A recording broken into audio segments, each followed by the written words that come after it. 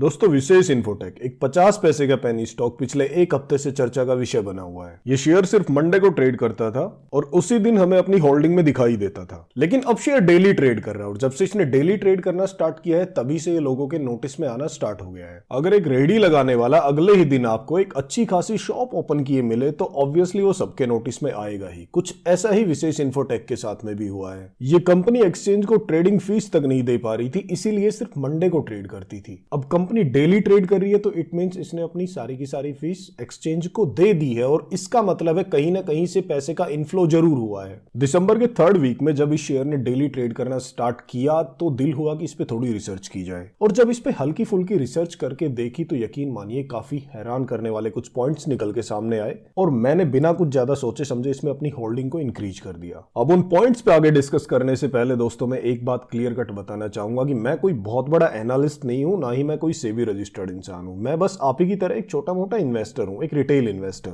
मैंने अपनी तरफ से इंफॉर्मेशन को ज्यादा से ज्यादा ऑथेंटिक रखने की पूरी कोशिश की है, लेकिन फिर भी हो सकता है मुझसे कोई गलती हुई हो तो उसके लिए मैं माफी चाहूंगा और मैं चाहूंगा कि आप भी अपने लेवल पे अपनी रिसर्च जरूर कर लें और उसके बाद ही अपनी इन्वेस्टमेंट का फैसला लें। तो चलिए अब एक एक करके सारे के सारे पॉइंट्स को डिस्कस करते हैं। इस शेयर का डेली ट्रेड होना ही अपने आप में सबसे इंपॉर्टेंट और सबसे पहला पॉइंट बन जाता है जो हमें एक बड़े टर्न अराउंड का संकेत दे रहा है। और दूसरा पॉइंट जो इस स्टॉक को इन्वेस्टमेंट के लिए कंसीडरेबल बनाता है वो है इसकी बुक वैल्यू। शेयर की बुक वैल्यू ₹1.17 है, लेकिन शेयर ट्रेड कर रहा है 50 पैसे पे। मींस बुक वैल्यू के आधे से ज्यादा कम पे अभी हमें ये शेयर मिल रहा है। शेयर डेली ट्रेड कर रहा है मींस कहीं ना कहीं से पैसे का इनफ्लो जरूर हुआ है। तो हम ये मान के चल सकते हैं कि शेयर एटलीस्ट अपनी बुक वैल्यू को तो जरूर टच करेगा और अगर ऐसा होता है तो मान के चलिए 100% का प्रॉफिट तो यहां से पक्का है। करोड़ों में ट्रेडिंग वॉल्यूम और करोड़ों में ही एएमओ ऑर्डर कहीं ना कहीं बुक वैल्यू के टच करने पे मोहर लगाते लग रहे हैं। थर्ड पॉइंट के तौर पे हम कंपनी के शेयर होल्डिंग पैटर्न को ले सकते हैं जो इतना कुछ खास तो नहीं है, लेकिन एक पेनी स्टॉक के लिहाज से काफी अच्छा नजर आ रहा है। प्रमोटर के पास 22.48% की हिस्सेदारी है, बाकी सारा का सारा माल पब्लिक के पास है। लेकिन यहाँ पे अच्छी बात यह है कि कंपनी के प्लेज शेयर जो कि पहले 65.42% थे अब घट के 51.12% रह गए हैं। लेकिन एक और नोटिसेबल बात यह है कि पहले प्रमोटर की हिस्सेदारी 31.77% थी जो घट के 22.48% हो गई है। लेकिन एक पेनी स्टॉक के हिसाब से प्रमोटर की इतनी हिस्सेदारी भी कोई गलत बात नहीं है। अच्छी बात है प्लेज शेयर का कम होना।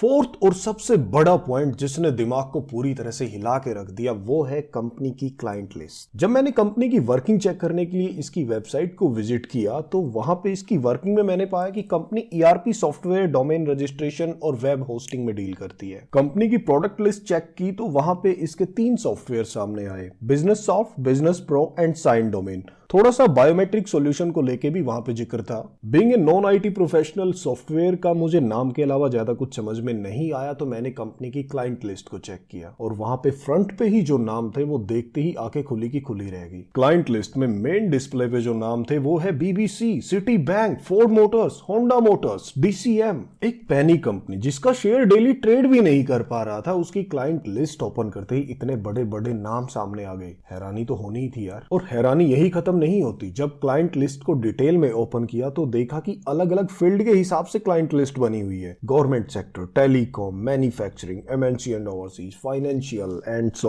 ऑन। और अब चलिए हर एक क्लाइंट लिस्ट पे उड़ती हुई नजर मारते हैं। गवर्नमेंट क्लाइंट लिस्ट में है DRDO, Delhi police, IOCL, ONGC. Telecom client list में भारतीय एयरटेल का नाम आ रहा है। मैन्युफैक्चरिंग क्लाइंट लिस्ट में सीएट का नाम है और 2 कंपनी टाटा ग्रुप की भी है। ओवरसीज क्लाइंट में सिटी बैंक का नाम है, बीबीसी का नाम है, ब्रिटिश हाई कमीशन का नाम है, आईबीएम का नाम है, फोर्ड मोटर्स का नाम है। फाइनेंशियल क्लाइंट लिस्ट में इलाहाबाद बैंक, एसबीआई, आरबीआई जैसे बड़े नाम है। क्लाइंट लिस्ट देखने के बाद मेरे दिमाग में एक ही बात आई कि या तो ये कंपनी बहुत बड़ी फ्रॉड है या फिर बहुत ही ज्यादा अंडरवैल्यूड है, क्योंकि क्लाइंट लिस्ट को देख के कंपनी के प्रेजेंट हालात पे यकीन कर पाना बहुत ही मुश्किल है, या फिर कह लीजिए कि कंपनी के प्रेजेंट हालात को देख के इसकी क्लाइंट लिस्ट पे यकीन कर पाना बहुत मुश्किल है। बेशक ये क्लाइंट लिस्ट पुरानी हो सकती है लेकिन इसकी वेबसाइट पे आज भी है। एक और मजे की बात तब निकल के आती है जब आप इसकी पीयर कंपनीज को चेक करते हैं, क्योंकि इसके पीयर कंपैरिजन में जो नाम है वो है टीसीएस, इन्फोसिस, टेक महिंद्रा, विप्रो। एक बार तो ये कंपैरिजन देख के बिल्कुल मजाक जैसा लगता है, क्योंकि कहां वो लाखों करोड़ों के मार्केट कैप की लार्ज कैप कंपनी और कहां ये 188 करोड़ के मार्केट कैप की एक माइक्रो कैप कंपनी। लेकिन ऐसा सोचने से पहले एक बात याद रखिए कि ये एक आईटी कंपनी है और एक आईटी कंपनी का असली एसेट होते हैं उसके आइडियाज। कौन सा आइडिया कब कितनी स्पीड में पूरी दुनिया पे छा जाए कुछ कहा नहीं जा सकता।